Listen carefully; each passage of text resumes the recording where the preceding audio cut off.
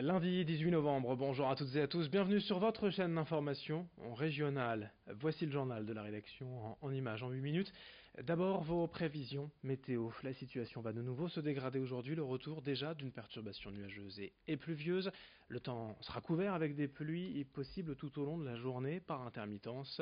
Pour renforcer cette impression de froid notamment, le vent lui soufflera au nord et viendra s'écarteler dans la région. 9 à 10 degrés de prévu aujourd'hui pour les maximales. La météo complète après ce journal.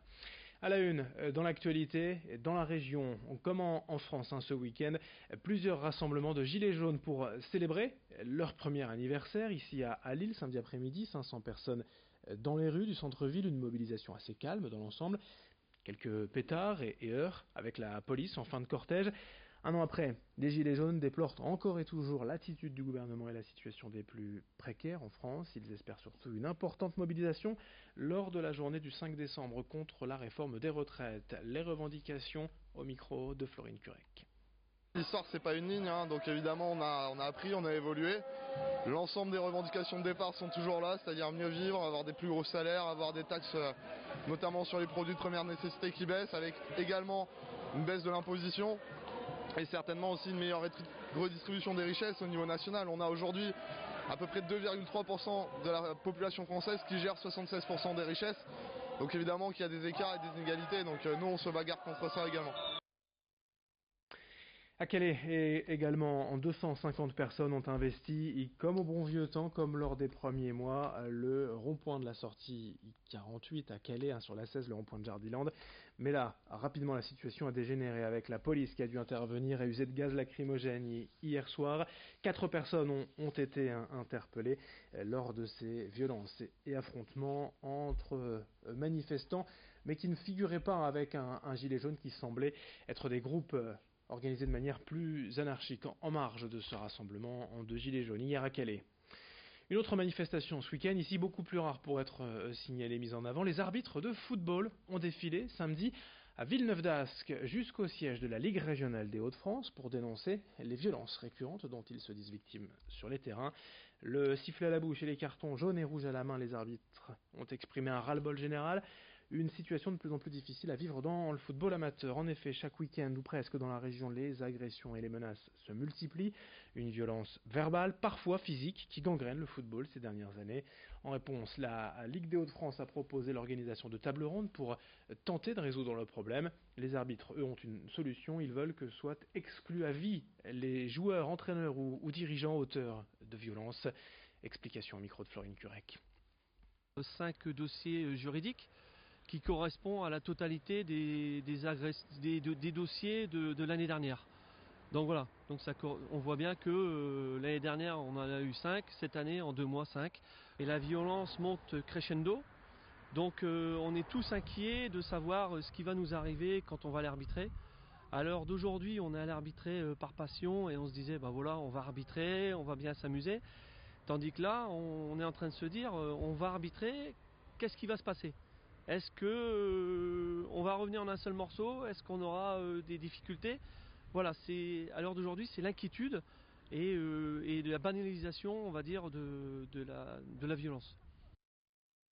Dans cette édition également, avant même l'arrivée de l'hiver, quand les températures sont déjà fraîches, la maraude des pros des animaux intervient dans les centres-villes à la rencontre des sans-abri et de leurs chiens. Illustration ici. À Lille, sur la Grand Place, vendredi soir, une dizaine de vétérinaires bénévoles se sont mobilisés pour aider ces couples de fortune à passer l'hiver sans problème, en vérifiant la santé de l'animal, ses vaccins, ses papiers, car un chien qui n'est pas en règle d'un point de vue sanitaire peut être retiré à son propriétaire par la police. La maraude sert donc à parer à toute éventualité, car pour les sans-abri, évidemment, le chien est souvent plus qu'un simple compagnon. Il donne de l'amour, il tient chaud, il réconforte, il protège également. Explication d'une vétérinaire à ce propos au micro de Xavier Silly.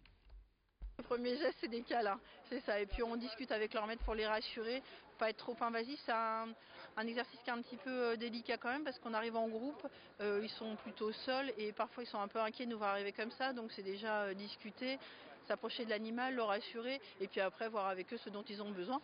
Parfois, ils n'ont pas besoin de grand-chose, hein, juste un petit peu d'attention, un antiparasitaire. Ils sont quand même en général en plutôt bonne forme, hein, parce que leur maître s'occupe très bien d'eux. On en profite aussi pour leur dire que si entre deux ils ont besoin d'un coup de main ou qu'ils ont un coup dur, ils passent au cabinet solidaire et que bien sûr on les recevra et ça permet dans ce cas-là de les recevoir au chaud avec tout ce qu'il nous faut, tout le matériel, de pouvoir mieux les examiner que là dans la rue. C'est un peu plus compliqué, c'est sûr.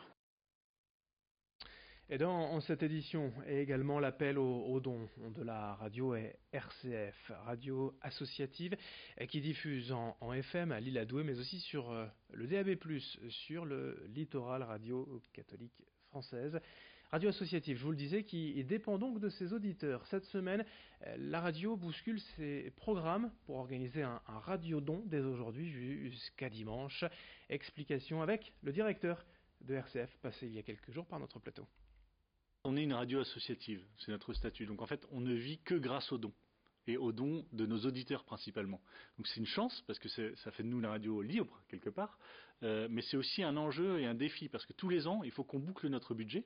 On a un budget qui est conséquent, et il faut qu'on le boucle grâce aux dons des auditeurs. Donc on organise en fait tous les ans, à la même période, et là ça va être donc du 18 au 24 novembre, ce qu'on appelle un radio-don. Et donc on bouscule tous nos programmes pendant une semaine.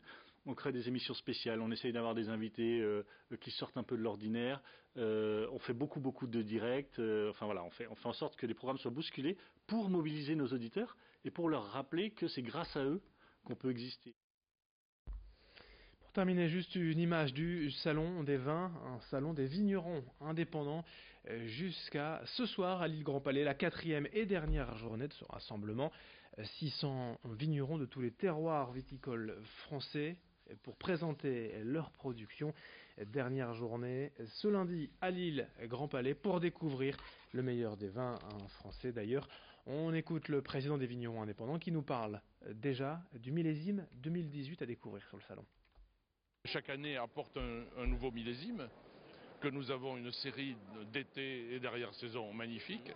Et ça, le millésime 2018, il est vraiment à découvrir. Là, on est sur un très très bon salon. Ouais, je dis toujours à mes clients, souvenez-vous de vos vacances en 2018, où il n'y a pas plu, où il a fait beau et chaud, et ça a duré jusqu'à fin octobre. Et y compris ceux qui font, j'ai beaucoup d'amis ici alsaciens, même dans ma région d'Aquitaine, à Jurançon, à Sauternes, et ainsi de suite, toutes ces vendanges tardives ont bénéficié d'un climat derrière-saison de rêve en fait, et ça c'est magnifique.